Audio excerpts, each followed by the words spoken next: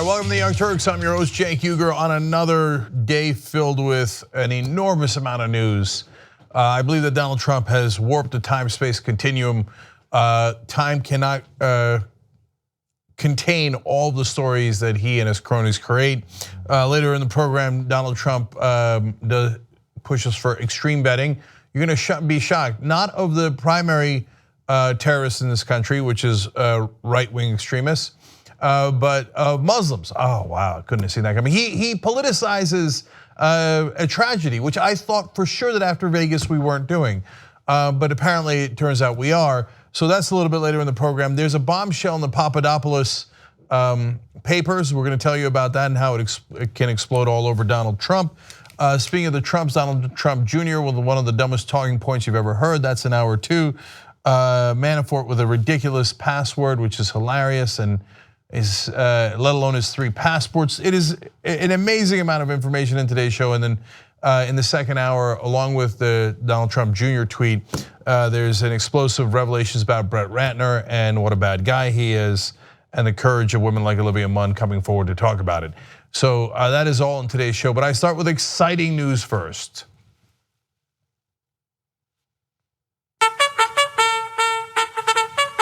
You know what that means? We've got exciting news. All right, here it is. Justice Democrats now merging with all of us.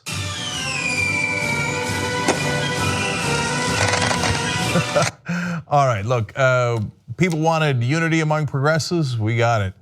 So Just Democrats have now joined up forces with several different groups. We talked about brand new Congress before. Now all of us has joined Just Democrats. All of us are the folks who launched WeWillReplaceYou.org, and they were among the several different groups who were looking to keep corporate Democrats in check and hold them accountable. Well, that's exactly what Just Democrats are doing. So now, united progressives fight back against the establishment. Sometimes it will have to be the Democratic establishment because they are far, far too conservative and too conciliatory towards Republicans.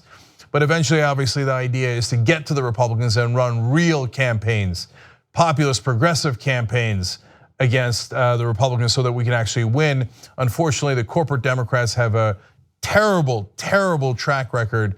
They've lost 69 out of 99 state legislatures, which is an amazing stat. They've lost the House of Representatives, they lost the Senate, they lost the White House to Donald Trump, they lost the Supreme Court.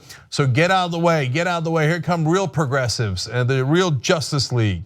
So let me give you a couple of quotes from the folks involved here. Just first of all, Waleed Shahid, who was one of the co-founders of All of Us, now the press director for Justice Democrats, says, we believe the Democratic Party needs to stand with working class Americans of all races against the billionaires and politicians who divide and conquer us by pitting neighbor against neighbor. Well, we're not gonna stand for that anymore, and I love it. Max Berger was the other founder of All of Us, and he is now also with the Justice Democrats. Shoykat Chakrabarti, who is executive director of Justice Democrats, says, with all of us on our team, our number of supporters just doubled. Our grassroots-backed infrastructure is expanding to challenge the establishment's billionaire-backed infrastructure, and our populist message is already stronger than their lack of a message. Now, these two groups are among the people who helped to write the People's Platform, along with Our Revolution. So we are forming a united front here. We are very, very clear. First of all, we won't stand for corruption. So if you're taking corporate PAC money, we've got no interest. We're gonna run uncorrupted candidates. And right now the Just Democrats have 29 candidates. Soon that number will grow even higher. In fact, tomorrow on the Young Turks, we have an exclusive at 6 p.m. Eastern at the top of the show. We will announce the new candidate against Senator Dianne Feinstein. And she is, in a lot of ways, the epitome of the corporate Democrats. She did 2 town halls recently in California where she said she's not ready for Medicare for all at this stage. She's been in government nearly half of a century. How long is it gonna take you to get ready for Medicare for all? It's a preposterous statement. Guess what she did? A week after giving those town halls, she went and collected checks from the healthcare industry. She cashed them in as campaign contributions and then told the voters of California, no, I'm never gonna fight for you on healthcare. I'm not gonna fight for you on universal healthcare coverage or for Medicare for all. And the list goes on and on. She's for the death penalty. She's voted for not only the Iraq war, but for Bush's tax cuts for the rich. No more corporate Democrats. If you're not willing to fight Republicans, you gotta get out of the way. Now the progressives have unified and we are coming, and we're coming 100 miles an hour. I love that all of us, and WeWillReplaceYou.org is now part of the team. You want unity. That's real unity, not one where we bow our heads to Democratic Party establishment or to the Democratic consultants or lobbyists. This is where we actually represent the people. So go to justdemocrats.com for more information on this. Tomorrow at 6 p.m. Eastern, the new progressive candidate who is going to defeat Dianne Feinstein. You're gonna love that. And in fact, we're gonna have election coverage. Yes, it's about a year before the 2018 elections, and yes, we are beginning on the Young Turks tomorrow, Thursday. Not only will we have that announcement, and we'll have a regular show 6 to 8 p.m. Eastern, but 8 to 11 p.m. Eastern, a special 3-hour election coverage where we will feature more than half a dozen Justice Democratic candidates, some here in the studio from California and some through Skype from all across the country. Here come the progressives fighting for real change. Come and join us and let's go win. All right, that's your important announcement that I want to do for you guys. Let's take a quick break here. John Idarola is going to join me next. Anna's coming later, but we've got Donald Trump politicizing the attacks in New York, and I will tell you something, we're not going to let their hypocrisy stand. So all of this ass kissing for the NRA, and don't politicize, just thoughts and prayers. Now there's a terrorist attack, they rush into politicize. We're going to kick their ass when we come back.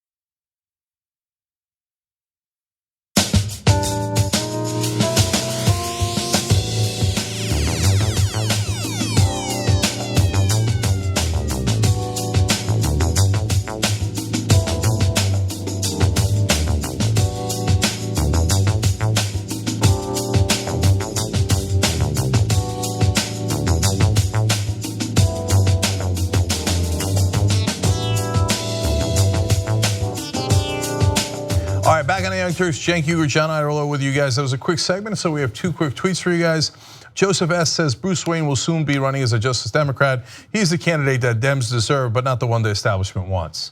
Now, we do have a dramatic announcement for who the candidate is going to be. That's going to be tomorrow at the top of the show, so don't miss it. 6 p.m. Eastern, right here, tytnetwork.com/live. But I can tell you now, it will not be Bruce Wayne. Okay, that would be awesome, and one day. I Am Sock says, just Democrats and all of us, too strong. Oh God, it's gone one step farther. Too strong. The first 2 was spelled TWO, and I like how that was framed. Agreed. Let's go win. All right, what's next? Okay, the news is next. Trump wasted no time following yesterday's terror attack in New York City. Initially talking about how this was proof that we need to stop people from the Middle East coming into our country. Then an aide explained that Uzbekistan is not in fact actually in the Middle East. And so he backed off a little bit and talked more generally about how extreme vetting needs to be stepped up, saying that being politically correct is fine, but not for this. I'm assuming that's sarcasm there at the end, because he doesn't think it's fine. And so then the morning came, and he got his daily intelligence briefing from Fox and Friends, and they told him about this program, the Diversity Visa Lottery Program. And they talked about it in depth, especially the diversity part, for reasons you might be able to guess. Here is a little mashup. As you've stated clearly, the diversity program on the visas has got to be shut down. Talk a little bit about the diversity visa program, diversity visa lottery. The fact that we would have a diversity program open to allow people to come in, it's insane. Chuck Schumer attached to the immigration bill back in 1990. It has been suggested that Chuck Schumer, now a U.S. Senator, was one of the sponsors. Lebanon is where you're from, right? Yes, that's right. They are part of the visa lottery program. The diversity visa program, the reason this was even established is to offer to countries with low rates of immigration into the United States. Lottery system, I've always been against it because it's a random system to bring people into the United States. It's not merit-based. His diversity visa proposal, also known as the green card lottery. Is it time to really get both Democrats and Republicans to end this program today? How much more diversity do you want? And we got to make sure that we are doing the vetting, and that's what's failed. We've failed to vet people. Calling for higher vetting in high-threat areas, and eventually the travel ban came out of that. The president last night, Dan, suggested we needed more super vetting, essentially. Is he right? To abolish this program and put a merit-based system into the United States. What do we need? A diversity program on visas. Diversity visa program. Vetting is the answer. The president also has tweeted out about how we need better vetting, extreme vetting. He's right about that, isn't he? There will be a component of vetting. Should it be lottery? Should it be even normal visa? When you go overseas and you hear about vetting, don't for a second think you're walking into the Syrian Department of Motor Vehicles and getting a list of parking tickets this person's got for 15 years. I don't know why we even have this anymore, considering the fact that one of the 9/11 pilots applied for this twice. So what is missing is basically this one program of vetting. Vetting what? What are you going to ask for a library card in Uzbekistan? Well, I think there are a lot of people who now are learning about the diversity visa program. They don't like it. How about a United States first immigration program? The previous administration did not choose to have vetting. Get rid of the visa, this lottery program. So would a United States first immigration program prioritize people coming here from the United States? Okay, so let's break down all the absurdities. First, I want to go back to what John said, which was really funny. He's like, Uzbekistan, that's the problem with the Middle East. It's in Central Asia, idiot. I mean, that's the problem with the Central Asian republics that are part of Russia's sphere of influence. Wait, no, I meant Uzbekistan is great. Except for the Muslims, they're almost all Muslim. Well, okay, they're bad, but somehow they're associated with Putin, so I might have to retract these comments later. Okay, so then we go to the green card lottery. Now, it's not really true that Schumer was necessarily in favor of the green card lottery. We'll get into that. Okay, but I am. I think the green card lottery is fantastic. How much more diversity do you want? By the way, an angry man screaming, how much more diversity do you want, is peak Fox News. That's right. And actually, and of course, getting minorities to do it is also Fox News 101. We have brought a Lebanese guy. He looks like and he speaks like he's from the Middle East. In reality, of course, he's paid by think tanks and other organizations to sell out everyone who looks and speaks like him. And so we brought this shill here to speak out against everyone else from his neck of the woods. Now, if we'd of course killed the diversity program before his ass got in here, he'd be in the middle of Beirut somewhere. But since he's already made it, he'd like to burn the bridge down right after him because that's the kind of people that Fox News loves, right? And then we'll get a African-American guy on here, go, what kind of diversity do we need? Yeah. I already got paid by Fox News. I'm counting the cash. I don't need any more diversity. I already got paid. Okay, that's very nice for you. You must be so goddamn proud. Now let's go to the substance here of, I thought we weren't politicizing tragedies. So this comes as a giant shock to me because I remember this 8 people were killed here. That is, and we talked about it yesterday. I got friends in New York. It scared me half to death because the kids were attacked and they've got kids, etc. So now in Vegas, though, we had 59 people killed. We had over 500 people that were injured, 600 people shot overall. But don't politicize. Don't politicize. I don't know what you're talking about. I mean, Sarah Huckabee Sanders addressed this today. Let's watch. In the hours, and in fact the days after the horrific shooting in Las Vegas, the president repeatedly said, now is not the time to talk about policy. Now is not the time to talk about politics. That's for another time. Right now we need to mourn the dead. Yet this morning the president launched into a political argument with Senator Chuck Schumer on Twitter, literally hours after this incident yesterday. Why was he so quick to go the political route and point fingers at Chuck Schumer for the fact that this person was in the country at all? Well, look, this wasn't about going the political route. This is something that, frankly, the president's been talking about for a long time. This isn't a new policy. This isn't a new position. This isn't a new conversation. The president has been talking about extreme vetting and the need for that for the purpose of protecting the citizens of this country since he was a candidate, long before he was ever president. This isn't a new argument. This isn't a new position. And this wasn't new for the president to speak about it. Okay, good. So you can have immunity to not politicize things so long as you talked about the issue before the attack. So thankfully, we've been talking about gun control here for any number of years, so we're free. We have the immunity idol. Yes. Gun control was new after Vegas, apparently. Nobody was talking about it before. And right after Vegas, some scoundrels tried to talk about it.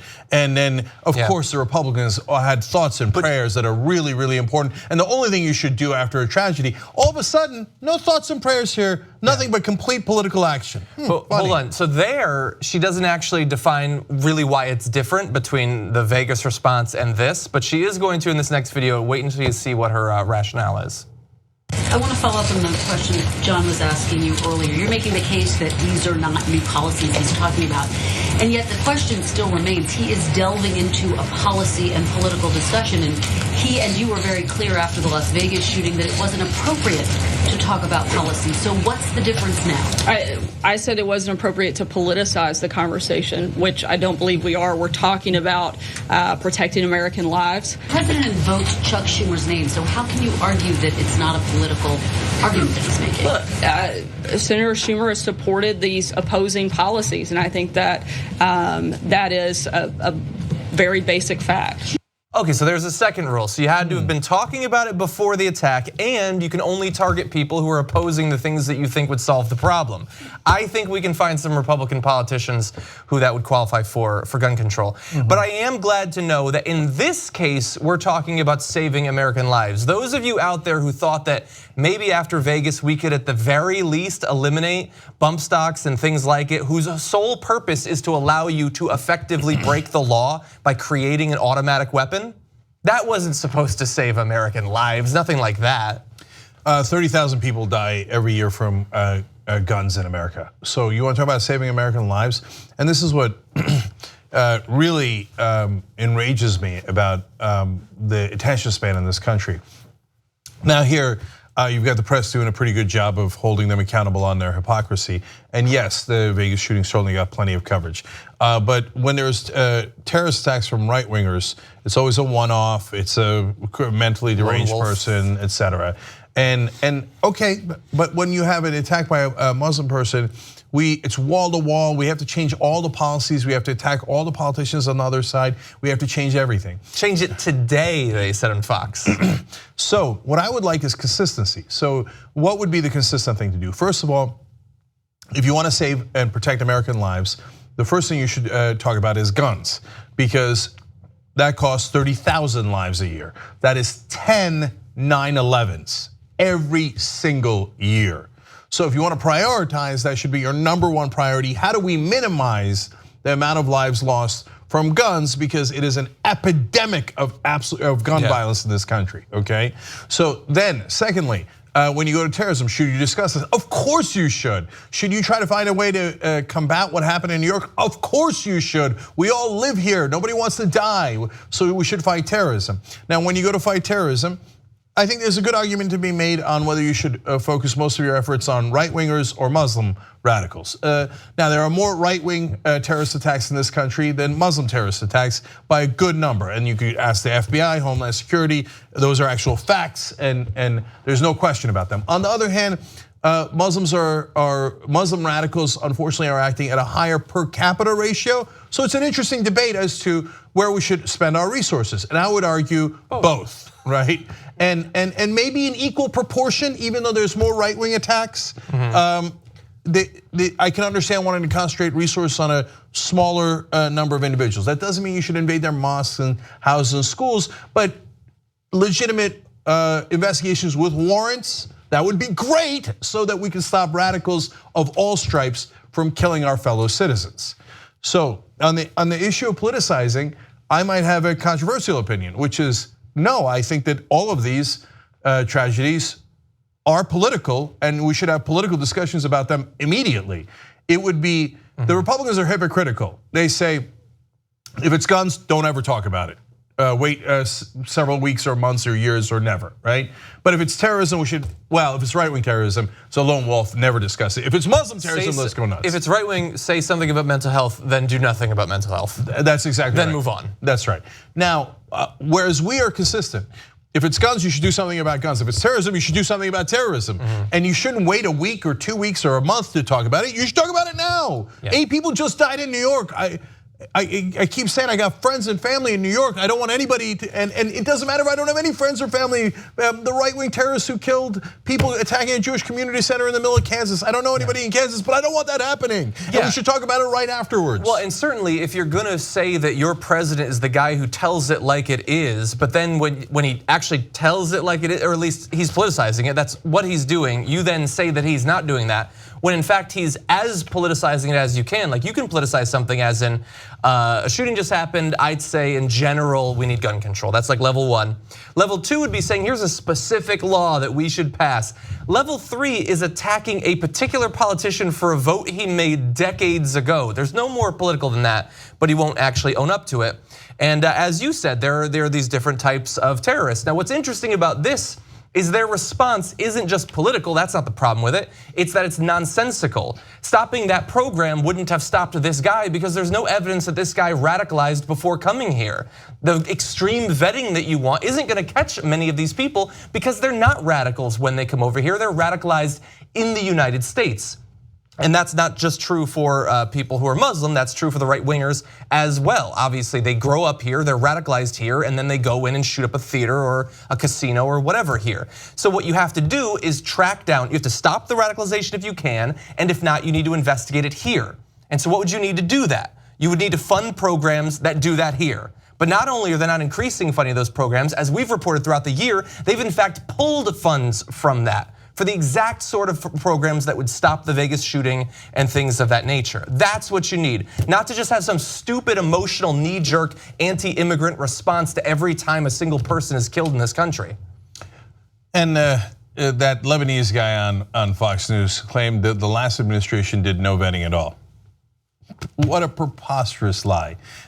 We have the toughest vetting process in the entire world. It takes 18 months for a refugee to get through our vetting process, literally the longest in the world. And that was true under Obama, Bush, etc. So for them to claim that we're not doing vetting is preposterous. And ask yourself, if you want to put a guy in charge of extreme vetting who allowed a guy to be his campaign chairman, who is beholden to Russian and Ukrainian oligarchs and has broken any number of federal laws, and all of this just flew over our very wise president's head. Yeah, all of a sudden when it comes to you, no vetting at all. No.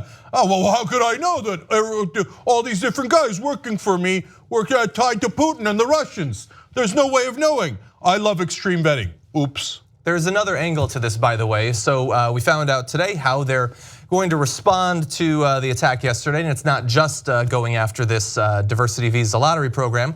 Trump also told reporters today that he would consider sending the terrorists to Guantanamo Bay.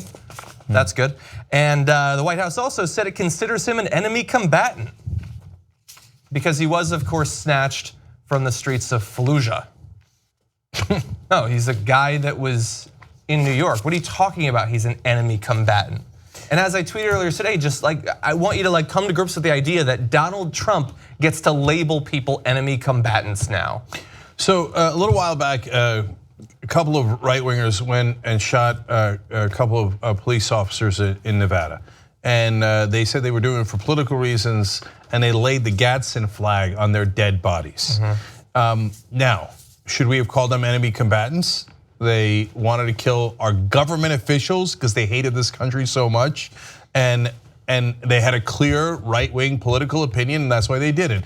Now, you might have heard about that story or barely ever heard about it at all, because if it's non-Muslim, we don't go wall-to-wall with coverage nonstop, and not every politician's talking about it. They're like, oh yeah, right-wing terrorists murdered cops. I don't care about blue lives at all, let's just move on, right? So that's basically how that story was treated. Should we have taken those guys and put them into Gitmo and treat them as enemy combatants? Of course not, because they're here, it's on American soil, they committed an act. You see, unlike Donald Trump, I believe in our justice system. Oh boy, it's got a lot of issues, and I wanna make it much, much better. And I have specific constructive fixes that I think we could do to the justice system. But overall, do I believe in that defendants should have rights? Yes. Do I think they should have habeas corpus? Yes. I believe in our Constitution and our justice system. I believe it could bring those monsters in Nevada to justice, and I believe that it could bring this monster in New York to justice. And if you don't believe in our justice system and you don't believe in our form of government, then you certainly shouldn't lead it. So what do you think about him announcing today that he thinks our justice system is a joke and a laughing stock? Well, then, do you think he's talking about those well-reasoned criticisms of systemic racism in our justice department? Yeah. Or do you think it has something to do with the fact that we realized this week that 3 of his campaign staff, including the former campaign chairman, have been arrested?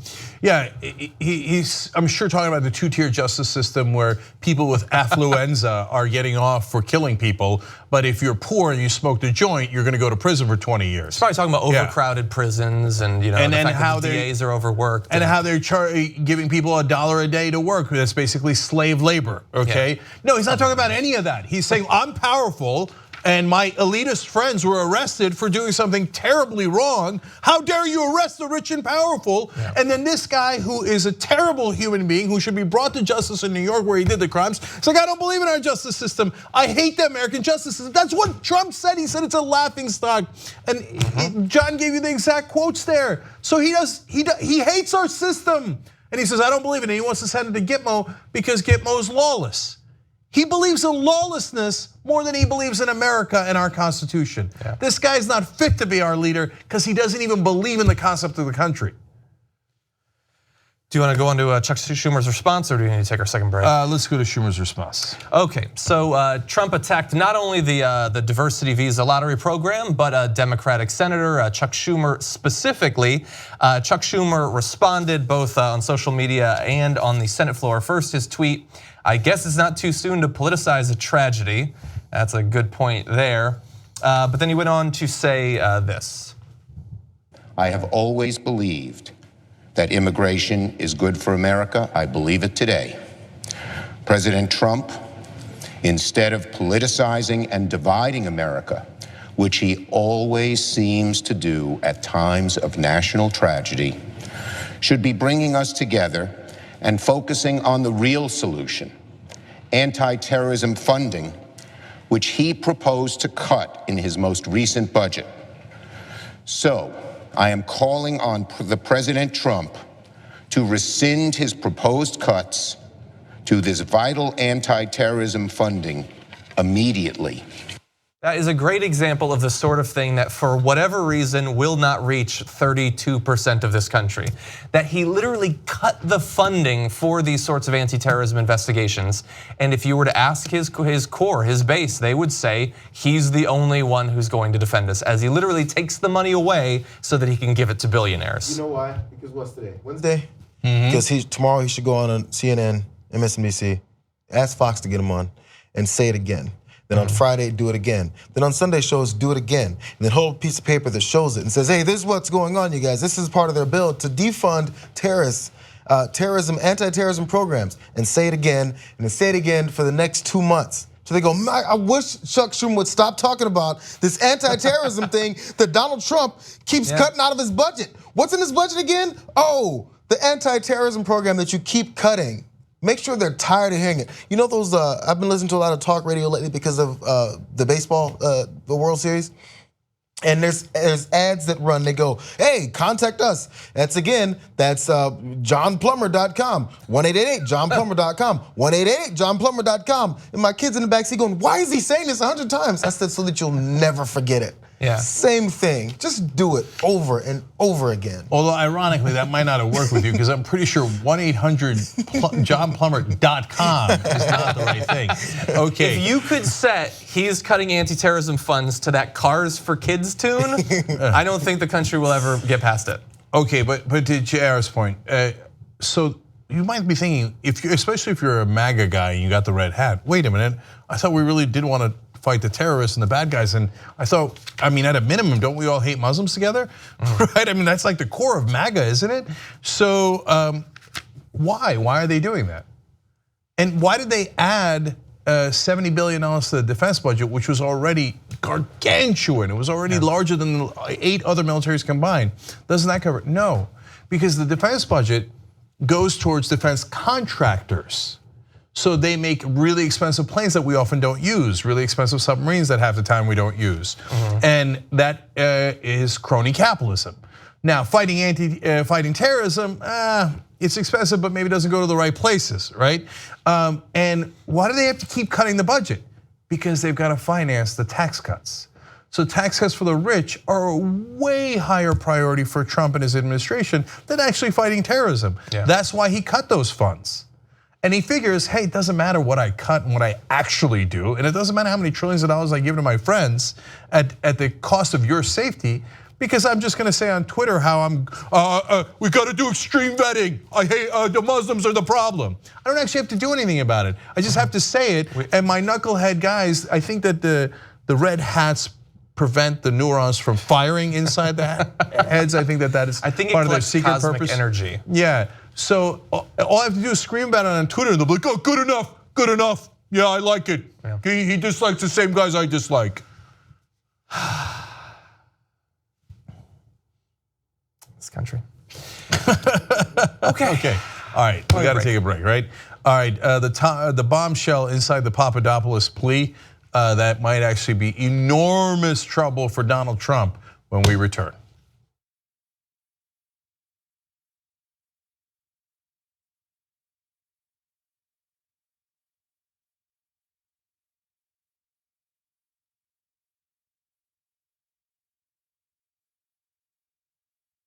All right, post game here in Studio B. It's a green screen magic of internet television. A lot of condom breaking stories. Any conversation that starts with marriage is an interesting thing deserves a little bit of.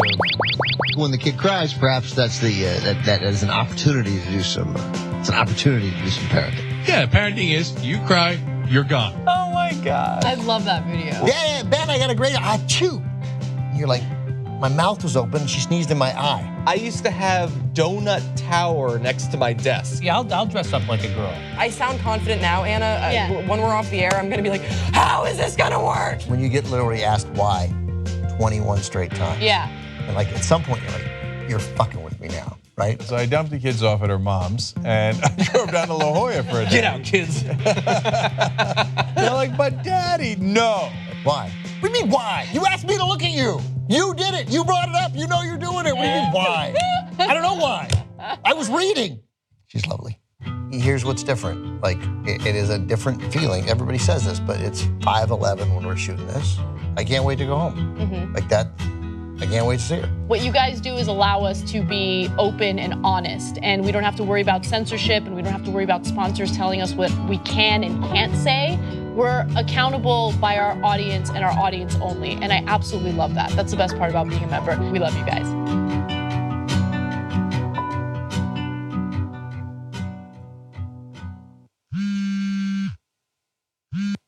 Hey, what's up? Aaron, what do you like better? Sarabies or Sarabies? Go. We talk about TYT Army being so strong. Usually they help us run our show. Now they're gonna help us run the country. Like this. It's time that we reclaim democracy for the people. We had a huge victory for Wolfpack. When Lincoln said this was a country by, of, and for, he said of the people, not of corporations. Our representatives don't represent us. Whoa, democracy! United! We are! We are! Too strong! There's thousands of volunteers, and you could be among them. With Wolfpack, the mission is so clear. Money is killing our democracy. 96% of Americans want it. When you get the power back, oh, that feels good. This is just the beginning. Let's go get them, man. Up and at them. Knock, knock. We're coming for them! Wolf-pack.com. I just shot a clip. It's time sensitive and it needs to be edited right now. Did anybody call for an editor?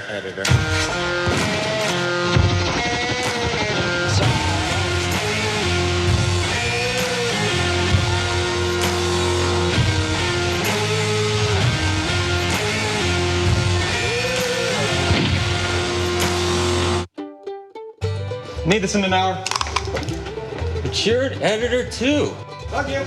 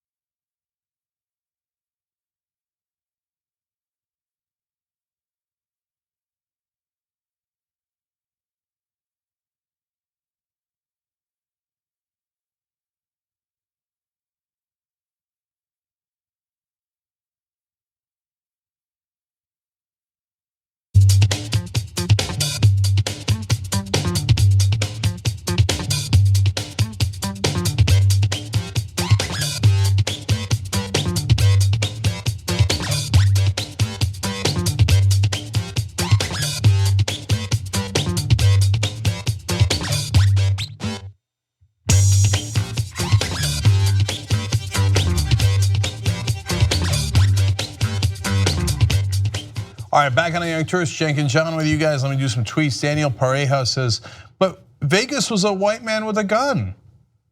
Oh, okay. And I know that he's being sarcastic. N Venture says, I think extreme betting means rich people only. Diversity means poor people. Probably right. Because remember, Trump said, look, if they're going to contribute to the economy, there's certain visas that Kushner tries to use for his business, where if you can pay $500,000, they just let you into the country. Yeah. I got bad news for them, by the way. A lot of the bad guys in the Middle East have $500,000. Yeah. And the guys that did 9/11 were all sitting in first class. So I don't think that they actually care about your safety. It's some chances they just care about the money. So exactly right by that commenter. Bud Askins writes, There needs to be a better vetting program for hiring Fox News contributors. And Mr. Charles says, if extreme vetting will solve terrorism, maybe Fox News should try extreme sexual harassment training. Ooh, burn. I like it. I like that a lot. Nice job. Okay, guys, remember tomorrow the big announcement, but I also want you to, about the Just Democratic candidate who is going to run against Dianne Feinstein. You've seen that person on air before here. We need that alien. Yeah, I think I got it. Yeah. Oh, that's awesome right there. But also, we've got at least 7 other Just Democratic candidates that are going to come here. Me, John, Jimmy are going to do a 3-hour program after the main show tomorrow, so 8 to 11 p.m. Eastern. Don't miss it, including, I believe, the guy who almost beat Darrell Issa last time and will beat him this time. Okay, so let's go forward. More news for you. It can be tough to keep up with all the revelations coming out of this week's arrest of multiple Trump campaign staffers, so we're going to jump right to the biggest one, and it has to do with George Papadopoulos.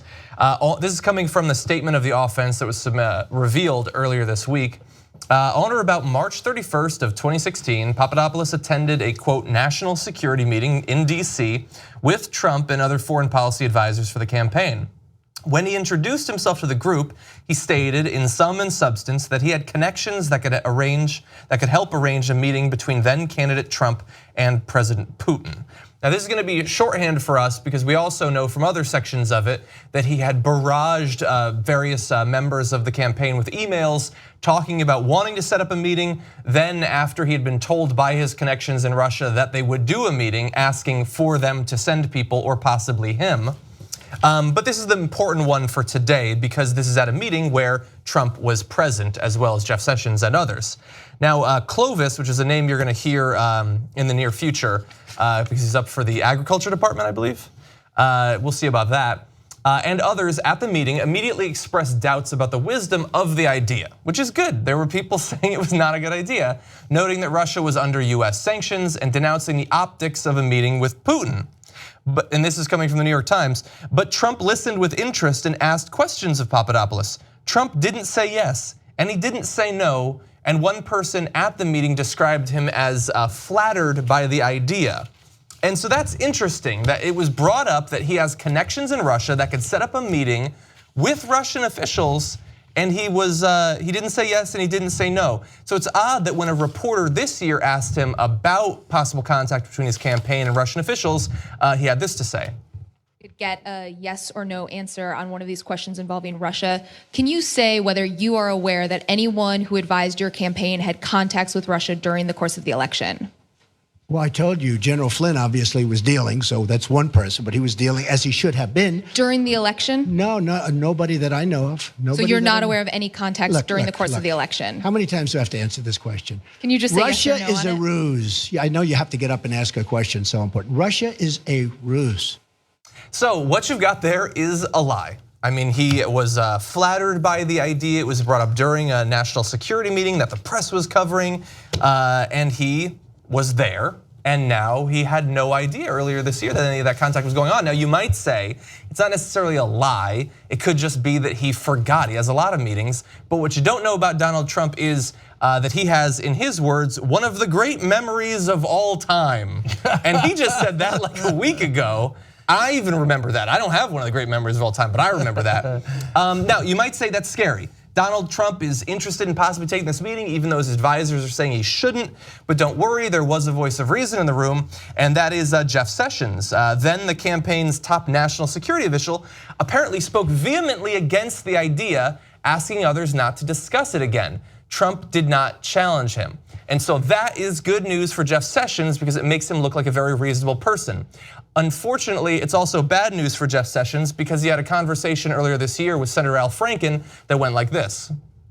Without divulging sensitive information, do you know about this or know what compromising personal and financial information the Russians claim to have? Senator Franken, allegations get made about candidates all the time, and they've been made about President-elect Trump a lot sometimes. Most of them, virtually all of them, have been proven to be exaggerated or untrue. I would just say to you that I have no information about this matter. I have not been in on the classified briefings, and I'm not a member of the Intelligence Committee. And so I'm just not able to give you any comment on it at this time. Okay, totally fair. So unfortunately, that's not the video, but he was asked at that same hearing if he had any knowledge about contacts with Russian officials and what he would do if he knew about that. And he said directly he has no information about any such communication. And so in the case of Donald Trump, it's a lie to say he didn't know. Unfortunately for Jeff Sessions, it's a lie under oath to Congress, which is actually a crime. Yeah, so I remember a president being impeached by the other party for lying under oath. And I was told that that is a very, very serious crime. Yeah. And there we have Jeff Sessions clearly lying under oath, saying that he had no dealings or knowledge of dealings with the Russians during the campaign.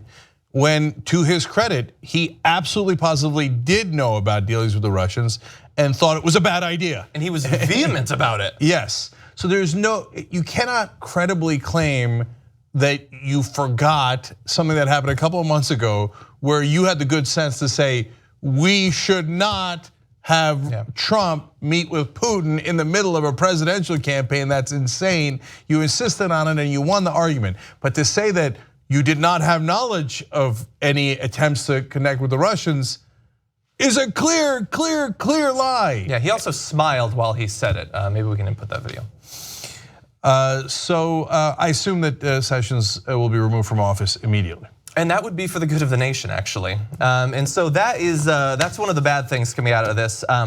Now, there's a lot that we don't know about what Papadopoulos has done as a cooperative, a proactive cooperator, in the words of the justice system or the Justice Department. But there's a belief that he might have possibly been wearing a wire, that he might have been engaging in communications with other members of the campaign, the staff there. And that may be where they got some of the information about Manafort and others. And so all of that will be coming out at some point in the next weeks and months. But right off the bat, this is bad for Donald Trump. Now, thankfully for him, it's not under oath. It's simply lying to the press, which is hardly new for him. But for Jeff Sessions, it's a totally different thing. Now, when it comes to Paul Manafort and also Gates as well, we have some more information coming out of documents that were revealed yesterday. And some of these are odd, some of these are incredibly significant. Here's the significant part. The government wrote in the documents on Tuesday that Manafort and Gates, quote, have connections to Ukrainian and Russian oligarchs who have provided millions of dollars to them. And so when you hear Donald Trump repeatedly claim that there's no Russia in any of that, there's no Russia, well, there is. They apparently got millions of dollars from Russians. Also, despite the fact that Paul Manafort has often denied this, they say in those documents that he has staff working for his corporation in Moscow, something he has never revealed before and in fact has denied. And so that is significant as well. There's a connection for you financially, at least. Yeah. So look, Manafort's in a world of trouble. Every day we find out more of his illicit ties to Russia, which he hid, which is a huge problem because you were supposed to register as a foreign agent, and the reason is so we could know what your motivation is. And he wanted to hide his motivation because he wanted to secretly do propaganda for the Russians. And he hid a lot of things about us, about what he was doing that John's going to tell you about in a sec. And then on top of that, he apparently didn't pay his taxes, laundered money. So he's got a decision to make. That's why Trump is really trying hard to avoid answering the question of whether he's going to pardon him, because he wants Manafort to think, maybe I'll pardon you. And he also wants to keep that in his back pocket in case he really needs to pardon Manafort, because Manafort starts to turn evidence against him. Yeah, and I mean, it was, I believe, yesterday that he was asked directly at one of these meetings by a reporter, are you going to pardon Paul Manafort? And he said, oh, that's it, thank you. And he refused to answer the question. In fact, he stopped questions from the media in response to that. So it is hardly crazy to think that he might in fact try to pardon Manafort. And considering the amount of evidence that they already seem to have against him about crimes that go back throughout the campaign and for years earlier, the idea that you would pardon this guy, that is a level of brazenness that I would have assumed would even go beyond Donald Trump. But there are others. Both Manafort and Gates are under house arrest. There's a reason for that. The government argued they, quote, pose a risk of flight based on the serious nature of the charges, their history of deceptive and misleading conduct, the potentially significant sentences the defendants face, the strong evidence of guilt, their significant financial resources, and their foreign connections. And they cited multiple foreign connections that they might be able to flee to and then, quote, live comfortably.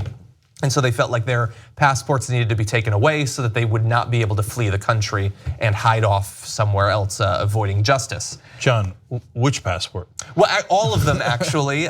Much like Jason Bourne, they've got a briefcase full of them. So Manafort had 3 US passports, each under a different number.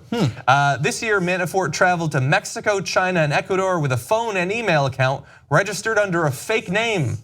Now, you can actually apparently have 3 passports. It's not strictly speaking a crime. It can be that for certain sorts of consular purposes, you might need a second passport. And there are both private and diplomatic passports. I have no reason to believe that he would have any sort of non-typical passport, but it's possible that that is not one of the areas that he has broken the law. But you do have to love having the fake phone number, the fake name for his phone number and email address. It's almost like this guy thinks that he's some sort of super spy or something. He seems to believe it too because he also has a fondness for the James Bond inspired password Bond 007. And by the way, for a spy, that is the world's worst password. Yes. How easy is that to break? Yes. With the world's worst spy. It hurts me because I really like James Bond. Now he's ruined it a little. Yeah, well, he's more Dr. Evil also than James Bond. I have to change my password now. Yeah, he changed his, first it was password, then it was Manafort. He's like, okay, I got it, Bond 007. Was even like 008. It wasn't like, anyway. But the next one was From Russia with Love. Oh my God. Or at least cash. So I remember when we were having the warrantless wiretapping debate, we were on the side of let's not invade innocent Americans' privacy and let's follow the Constitution. Republicans were on the side of, oh, you got nothing to hide and you shouldn't worry about it. If you got nothing to hide, why do you need 3 passports? And a fake name for your phone number. There's some chance you had something to hide, but besides which we're past that discussion because we now have indicted him and we have all the evidence of the things he had to hide, including tens of millions of dollars of payments from Russian oligarchs and all of his illicit dealings that he was desperate to hide and launder. Yeah, and I'm glad that you brought up the money because I'm not gonna go through all the numbers because there's a lot of them, but there is some very bizarre behavior when it comes to his net worth and also Gates, but I'm a little bit less interested in Gates. So his net worth apparently fluctuates maybe in the same way that Donald Trump's is. Donald Trump says that his net worth in part depends on his mood. That's from official financial documents. That's true, I forgot that, that's hilarious. Yeah, and so from 1 month to a couple months later, at different points, Manafort disclosed his net worth as around like the mid-20s in millions, all the way up to $130 million and back down again just in a couple months. Now maybe this guy is just a crazy gambler.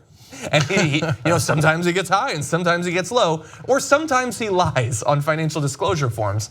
Even inside of 1 month, just a couple of weeks apart, his income went from the mid-20s to the mid-60s on financial like loan applications and things like that in the same month. And I believe it's Gates who applied for 50 different bank accounts inside of 1 month at one point. This is a lot of shady activity. And best case scenario, I think at this point, this is purely personal financial crimes, that this is criminal behavior where they attempted to enrich themselves and there are no policy implications, no political implications. But I don't understand why this guy would be so dead set on being involved in Donald Trump's presidential campaign if he's got this amazing racket set up that he's been operating for a number of years. Why is it that he needs to get involved with Donald Trump's campaign? And that's where the non-best case scenario gets involved. And don't forget that this is the guy when he was in charge of Donald Trump's RNC strategy who got them to change the part of their platform that had to do with Ukraine. And so that's a possible reason why he's getting these huge sums of money all at once. Yeah, and as I explained earlier in the week, he took $19 million from a Russian oligarch and didn't pay it back and didn't do what he said he was going to do. And then in some of the emails that we found out in the indictment, it was mentioned that this was a good way to get even with the Russian oligarchs. Yeah. And well, maybe that's why he was traveling under a fake name. He was worried about like relaxing on a beach and drinking a polonium colada. Yeah, and so this would make them whole. And if Manafort could deliver certain goodies for the Russian government, then maybe they're not going to want their $19 million back. Okay. But that can't involve Donald Trump because he just met Manafort several decades ago. And Manafort lives in his building. And this is very important. The guy, Rick Gates, with all the shady stuff that John just explained, Manafort's top aide, until Monday, he was employed by one of Donald Trump's best friends, Thomas Barack Jr. And he was employed as part of his real estate company. Rick Gates doesn't know anything about real estate and has never worked in real estate. I think these guys are shady. You think maybe it's just a coincidence that one of Donald Trump's best friends hired Gates, who was just indicted, at a really high salary to work on something that he knows nothing about? And you think that Trump and Gates and Manafort are not connected? That sounds like how Trump forms his cabinet. And so finally, look, back to the pardon for a second. The reason Trump walks out without answering the pardon question is, if he says, I'm considering pardoning this guy who's connected to me, it seems to be a clear obstruction of justice. Saying, I am going to help this guy get off the hook so that I don't have to face criminal justice. And there's an excellent case to be made for obstruction of justice if Trump says that. If he says, I definitely won't pardon him, well, then Manafort thinks, well, I got nothing left. I might as well turn evidence against him. Otherwise, I'm going to potentially go to prison for decades, right? So that's why, under no circumstances, does Donald Trump want to answer that question. By not answering the question, he's basically winking to Manafort. Remember, it's still possible. And we have a petition about this, tytnetwork.com/pardon. If he pardons anyone related to this investigation, he should be immediately impeached. It's the most clear obstruction of justice you can have, and if you let him get away with it, he'll pardon everyone, including himself, and just keep being dictator. Yeah. Looks like we've reached the end of the hour. We are going to end the hour on time. You know what? It might not work, but let's try it. Do you believe in miracles? Okay, we'll be right back with more amazing news, including Donald Trump Jr. Being a clown in his talking points and on Halloween, and then a devastating story about Brett Ratner and what he did to Olivia Munn and how that record has to be corrected. We'll talk about that when we come back.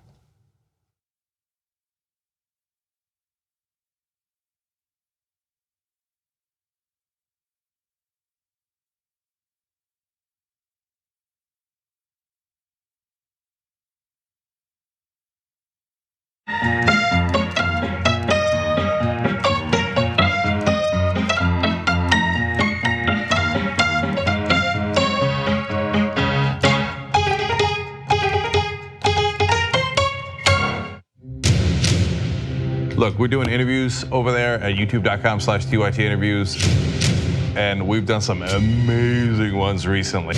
So now, of course, you know the person most widely considered to be the most progressive senator is Bernie Sanders. Yeah. Why not back him during the 2016 primaries? Why be a Democrat at all?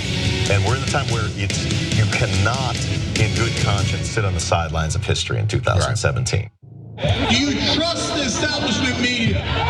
The United States economy has never been better. Monetary policy is spectacular. Everybody thought Jamie Dimon was the king of Wall Street last week. Well, it might be Ken Lewis now. He takes the crown. The best sales force out there is Merrill Lynch, and now it goes to BofA. It's pretty amazing. Pretty amazing. Lewis now. Buying opportunity. I do think this is a buying opportunity. We're going to see a stabilization and just a tremendous snapback. The rally will be jaw-dropping. The Occupy Wall Street movement is not a spontaneous protest against economic inequality. This is what we mean by the establishment press. It is a well thought out campaign to bring down the infrastructure of this country. The embarrassment is that I'm given credibility in this world because of the disappointment that the public has in what the news media does. I'm the former chairman of the Veterans Committee, and I've learned a little bit about the cost of war. What the president is trying to do, and I agree with him, is to do everything that we can without going to war. So what do you say to your critics? I'm talking about Democratic critics who say, you know what, he's really just a socialist pacifist. I very rarely read in any coverage of Bernie that he's a socialist. Bernie Sanders is a socialist, for God's sake. Most analysts are saying that Hillary Clinton's going to win in a landslide. I continue to believe Mr. Trump will not be president. We've got Trump at 279, 259. Wait a minute. I know you don't believe that.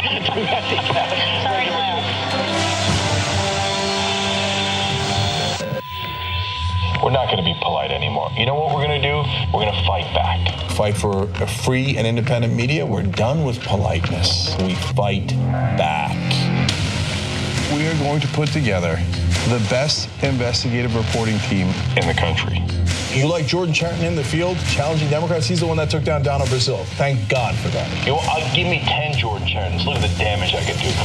TYT will give you the 4 horsemen, and we will let them gallop. Help unleash real journalism in the country. You don't need anybody else anymore but you guys. TYTnetwork.com/go. This is going to be amazing.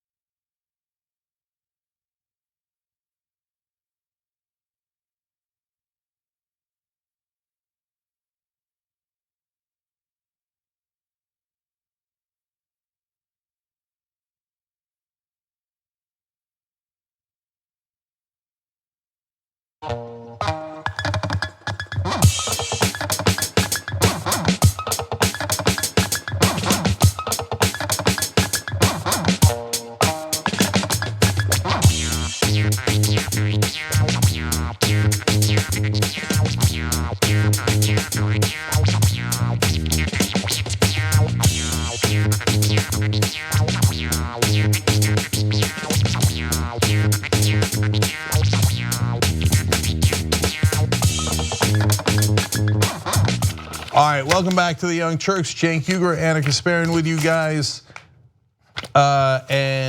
We have an amazing number of stories for you guys, hence I didn't get to your tweets. So we'll do that later in the program. Anna, let's do it. All right.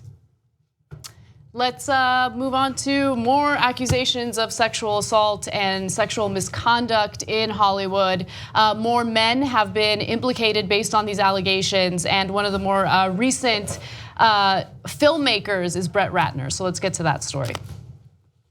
The Los Angeles Times has published a piece indicating that 6 women have spoken to the reporters, Amy Kaufman and Daniel Miller, implicating Brett Ratner in sexual harassment or misconduct cases. Now, these are women who had been silent about what they had gone through previously and decided to come forward following this domino effect that the allegations against Harvey Weinstein have had. Now, there are a number of women. I'm going to do my best to detail all of them. But first, I want to start with Olivia Munn, because Olivia Munn had written something about Ratner in her book back in 2010, although she didn't name him. And you know, the allegations that she's now detailing are horrendous. So here is what she had to say about it.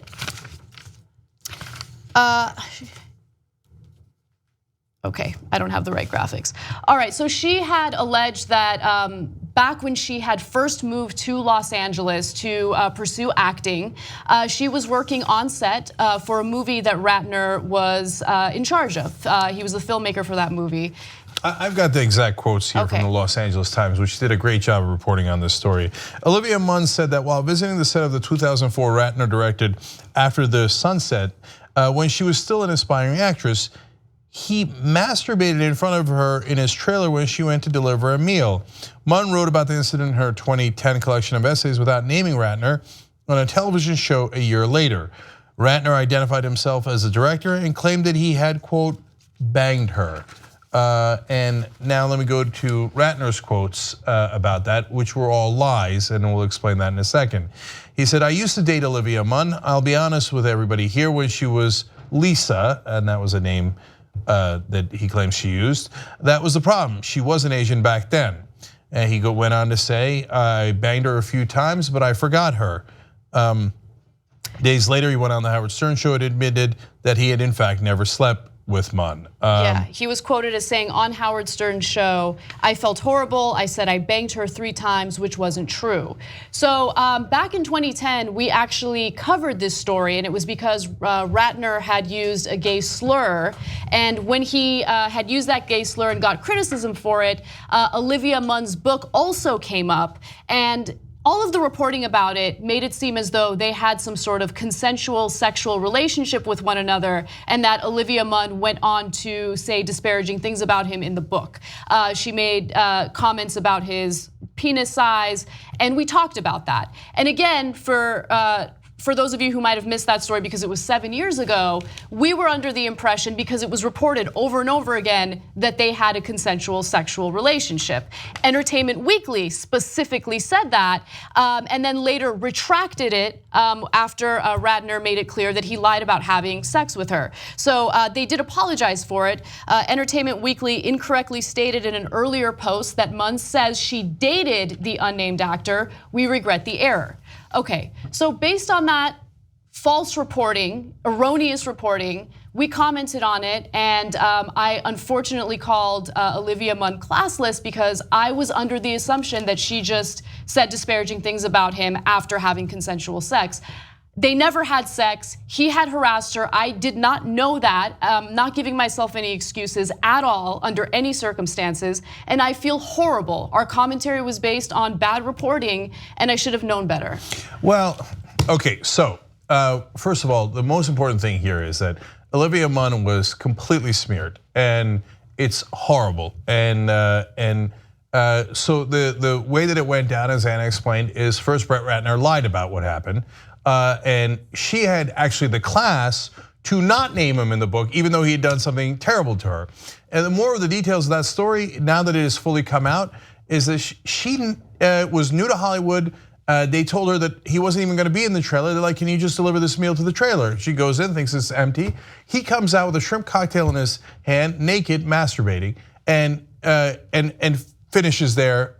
And she's like, what in the world? And she screams as she runs out. Afterwards, he lies and says, oh yeah, I banged her, in the quotes that we read to you. Now, when we did the story 7 years ago, Ratner had not admitted that he had lied, and there was incorrect reporting that she had said that she did have sex with him, which is totally false. That it's she not had true. dated him, not just sex, that they were dating. Yeah, and so based on that incorrect fact pattern, we said, wait, if you dated the guy and now you're calling out his size, etc., that's wrong, okay? But we had the wrong facts. So now that we see the full facts here, and like I said, LA Times, wonderful piece of reporting, not just from Olivia Munn, who has 3 different people corroborating her story from at the time, not now, and 5 other women also with corroborated witnesses at the time, not now, okay? Now we see that in fact it was Brett Ratner who was lying all throughout and had done all these terrible things, and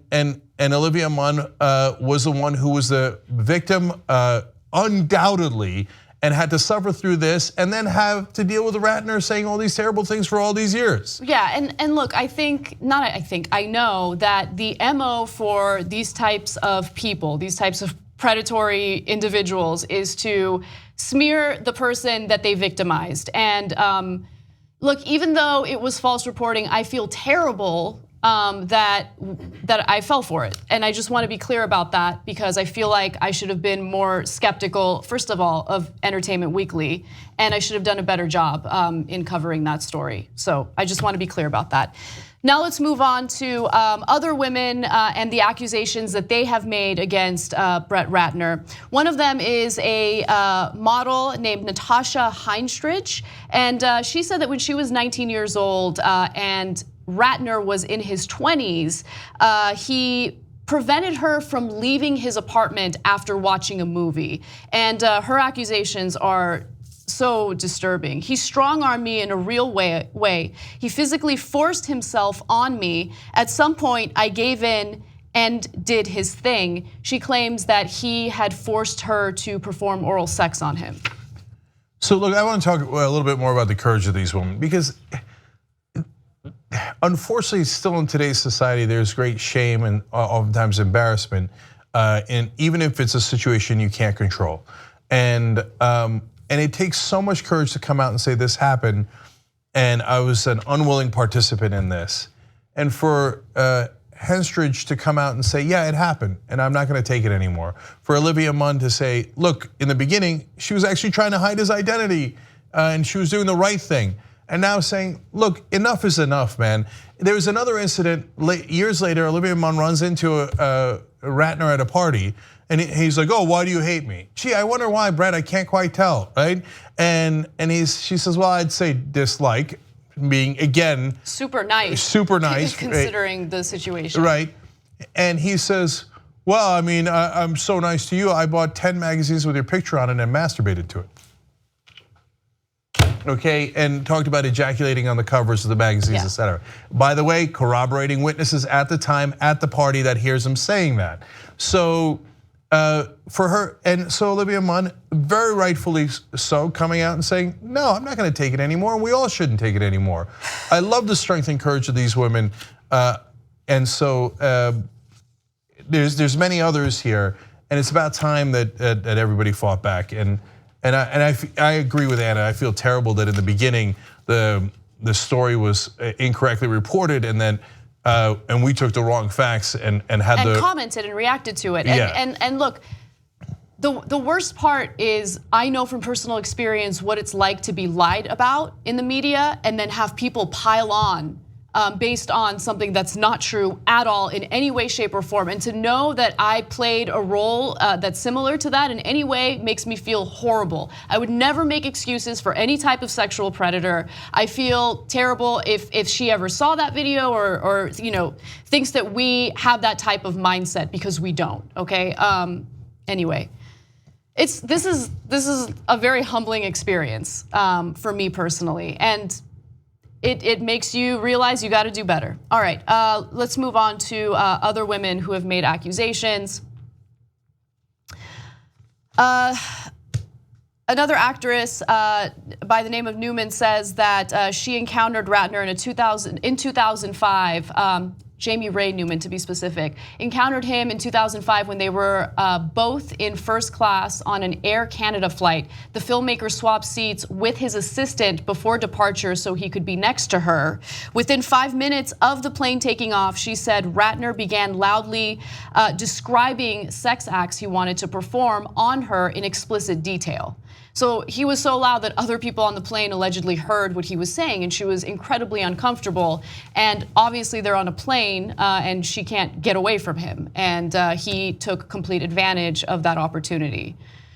He was graphically describing giving me oral sex and how he was addicted to it. Look, there are acts that are despicable and there are acts that are illegal. And so I don't understand guys who do this stuff. I guess that they think that they're used to wielding their power, especially on a plane. People can't get away from you. They have to sit next to you for God knows how long.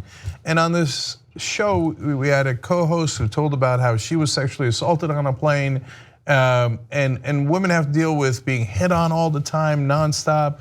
But then Ratner, on top of that, the things that he did to Henstridge and Olivia Munn, which were non-consensual sexual acts, it's just, there's no end to this. He brags about how his best friends are the director Toback, who who is also facing allegations from 300 incidents. 300.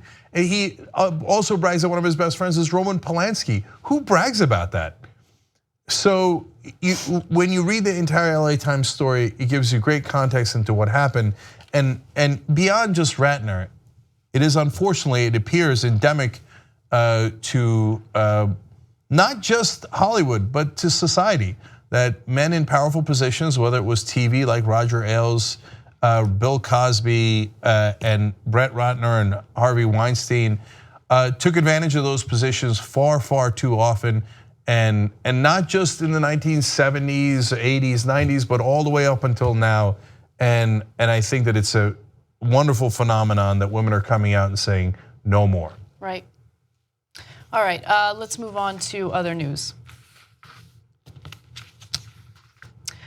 Earlier this year, a nurse in Salt Lake City, Utah, was wrongfully arrested for refusing to draw blood from an unconscious individual who had just been in a car accident. A police officer or detective by the name of Jeff Payne showed up with this patient and demanded that the nurse draw his blood. Well, protocol indicated, and by the way, the law indicated that they were unable to do that because the cop did not have a warrant, the man was not arrested, and since he was unconscious, he could not consent to having his blood drawn.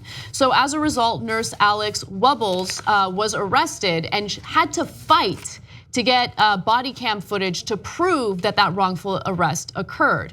I believe we have the video showing that wrongful arrest. Let's take a look at it now.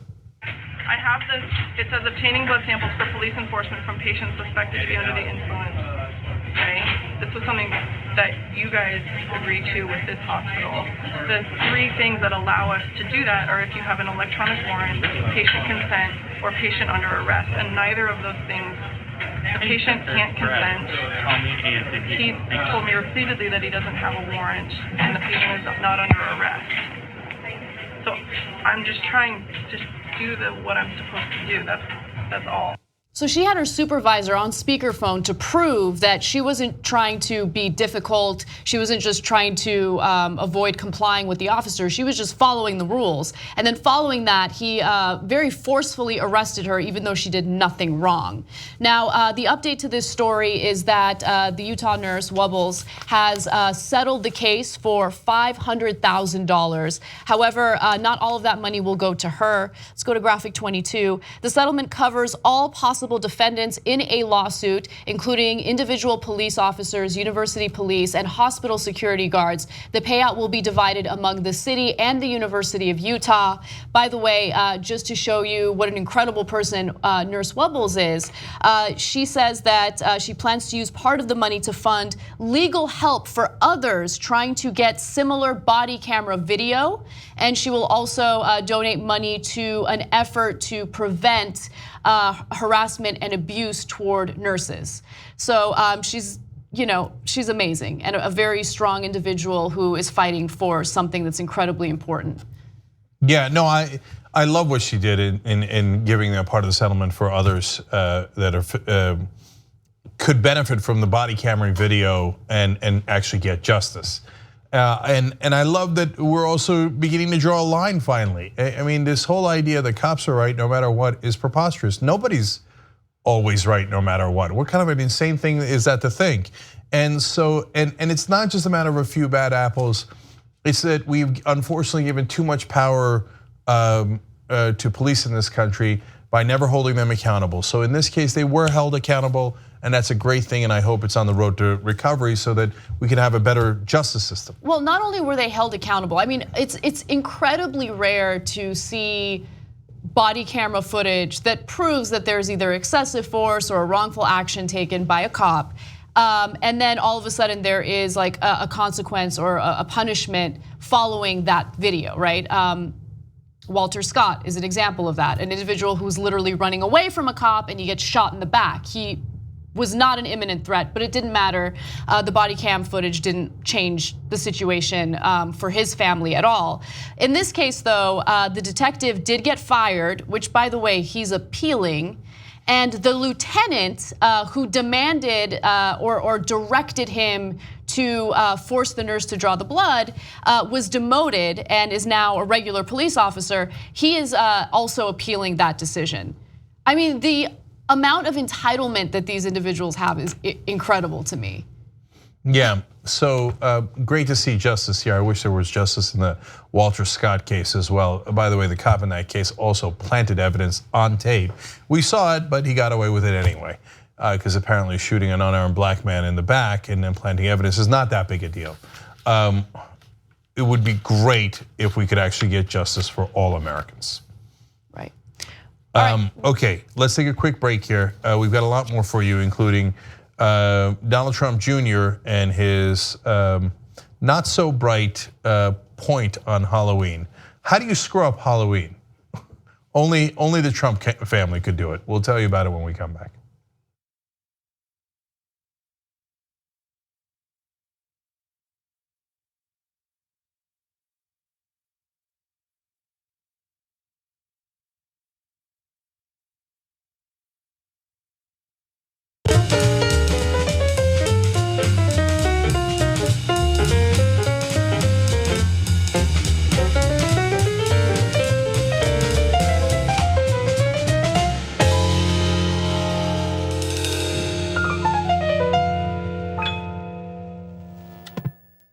I have decided that I'm going to get ripped. Okay. What? Okay. Like physically? Yeah. Okay. What? You don't believe me? I 100% don't believe you. I will get so ripped. Here's my prediction: that someone at TYT will say, "Cenk, you've got to stop working out." We're tired of you winning. So you don't believe me? Cenk, you don't have time to like do your daily duties for the main show. Duties. You don't even have time for your daily duties. Because what you guys don't know is how great my muscles already are. It's absolutely possible, but you can't have Leah run to the food truck to get you like 2 different types of grilled cheeses with like tater tots for lunch. Like you can't have that anymore. Let's see what happens. You also have to go to the gym regularly. Let's see what happens. All I'm saying is, let's see what happens. Have I ever been wrong about a prediction? Almost never.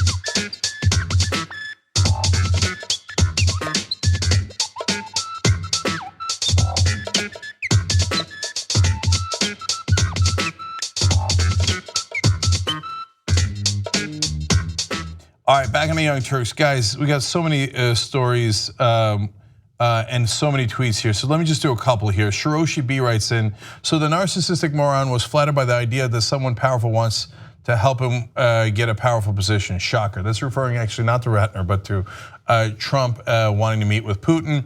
I Am Sock says someone needs to trick Trump to being under oath. Maybe some well-done steak with ketchup as an enticement. Dana L. Briggs says about the House arrest for Manafort and Gates. Thousands are in jail pre-trial for minor offenses because they can't make bail. And these guys get house arrest. Angry Mr. Bungle says MAGA. And he's got a new acronym for MAGA. Manafort and Gates arrested.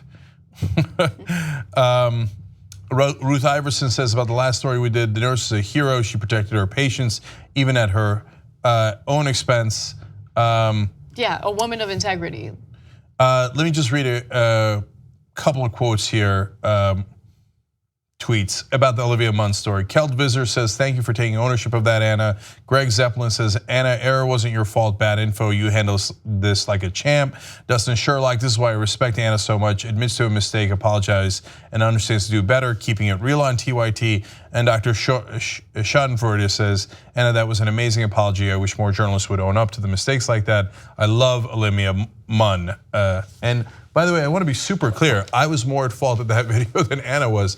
She's just taking a lot of ownership on it. But if you go back and we're fixing that, we don't want to take the video down because I don't want it to seem like, oh, we're trying to cover up for it. And what we're doing is putting corrections as much as we can on that video. You'll see that I was way more wrong than Anna. Okay, let's go forward. All right. Halloween happened. It just happened. And of course, you can always rely on the Trump family to ruin a good thing, and or at least attempt to ruin a good thing. And Donald Trump Jr. did so by exploiting his own daughter and posting her photo on Twitter to make a point about socialism that made no sense at all whatsoever. Case in point, adorable Chloe, very cute, holding a bucket of her Halloween candy. And the tweet says, I'm going to take half of Chloe's candy tonight and give it to some kid who sat at home. It's never too early to teach her about socialism. Okay, but the candy was a handout. And you want to talk about socialism. And that's all you guys have ever known. But that's all you guys have ever known. All you have ever known is handouts. Handouts from your family, giving you all the wealth that you've inherited. That is a handout. Getting candy from individuals who are kind enough, nice enough to give a treat, just so they don't get that trick. That's a handout. That's a handout. She didn't work hard for that candy. She's a kid, first of all. Don't use your kid for these political points. It's so disgusting. But secondly, no, this is not a case of socialism. It was a handout. Okay, so let's explain a couple more things to these knuckleheads. So first of all, your daddy inherited $200 million from his daddy. Wow, congratulations on all that hard work. Donald Trump's clearly not telling the truth about his wealth, but even if he was, estimates show that if all he had done was put that money that he inherited from his dad, actually a way lower estimate of what he inherited from his dad in the stock market, he'd have more money now. So, and remember, he bankrupted himself 6 times. In your Halloween analogy, your grandfather gave your dad a giant, enormous bucket of candy, and your dad dumped it out 6 different times in the streets, and we're like, oh, I don't know where the candy went. And then his dad gave him even more money. Yeah. And he would have had more candy if he'd done it right. Anyway, and then your dad gave you candy, in this analogy, but you were born on third base and thought you kicked a field goal. And he's like, oh, I'm so good. I don't like the socialists, I like capitalists who inherit money from their daddies and granddaddies. Wow, you must be so proud. And by the way, it's not about socialism or not socialism. It's about teaching your kids to do decent things. Like share, yeah, exactly. Exactly. I mean, I feel like every good parent wants to teach their kids how to share. But they're like, no, you keep that candy for yourself, Chloe. You worked really hard to earn it. By the way, J.K. Rowling had the perfect Twitter response to this. She said, fill her bucket with old candy left by her great-grandfather, then explain that she has more because she's smarter than all the other kids. So good. And Look, what's the decent thing? First of all, I hope he's, and I don't want to get into his kids, but what we do is we say, you say Happy Halloween, you say trick or treat, by the way, that's the official right way to ask for candy on Halloween. And then afterwards, you say thank you to every single person who gave you candy. And then after that, this public school that our kids are going to has a program where they donate to the needy. You know why you do that? It's not a matter of socialism, capitalism. It's a matter of being a halfway decent person and teaching your kids to be a halfway decent person. Hey, you know what? And we talk about it all the time. You got to be grateful. Look at all these wonderful things that you have, and some people don't have it. And wouldn't it be great to share that with them and bring them joy? Exactly. And we've given some of their toys away to just friends, And we talk about the joy that they had in their face when they got it, and et cetera. You sound like a terrible parent. Socialism. No, it's being decent. And by the way, if you're actually talking about taxes and how it goes, well, in that analogy, the government takes that candy and then builds bridges and roads and schools so that other kids could have a chance at getting candy too. It's just, all of this is always, these discussions and these debates are always so fascinating to me because it starts with this preconceived notion that every dollar, every penny that you pay in taxes just immediately gets redistributed to like a lazy bum or a group of lazy bums that refuse to do any work and wanna mooch off the system. When in reality, you look at the federal budget, we've been over this a billion times, a fraction of that budget, a small fraction of that budget goes to these government programs, which by the way, repeatedly get cuts in funding to help the poor, right? We never have discussions about corporate welfare. We never have discussions about how we purposely, intentionally invade other countries and start wars to give private contractors giant contracts so they can go off and make their weapons, do their drone strikes, do whatever it is that they want to do to profit handsomely off US taxpayers. That is the type of welfare I'd like to go after. And another thing, they pretend like they don't take advantage of any of the things that are built through taxpayer money, right? The roads, the bridges. They pretend as though they never use those things. They pretend as though they live in like this fantasy privatized world where all those infrastructure projects never benefited them once in their lives. I don't know if it's just ignorance or if it's just, pretending like you don't know because you're trying to pass off this ridiculous talking point that makes no sense. I don't know. No, it's definitely insatiable greed. And this clown has never bothered to figure out, hey, how would anybody get to Trump Tower if the government hadn't built a road or all the bridges and tunnels into Manhattan? So let's take away the bridges and tunnels and see how Trump Tower does. But he doesn't care because he grew up in a bubble where you're awesome for being rich. Rich people are great. And as Trump recently said, why would I want poor people in my cabinet? Because they're not good.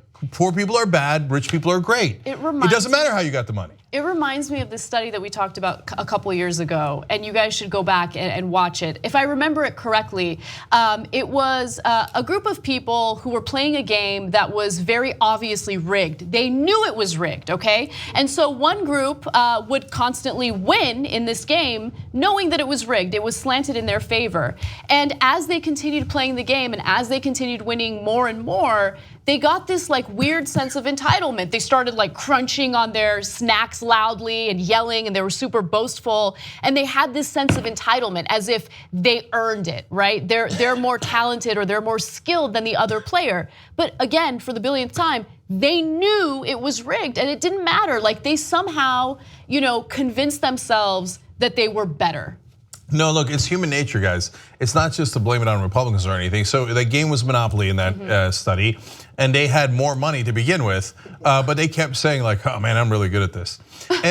And look, I catch myself doing it, but at least we're know enough to catch ourselves, right? So in fantasy football this week, I won, even though I had the second lowest score in the league. I was super lucky. I just played the guy with the lowest score, but I caught myself going, man, I started the right quarterback. Nice job.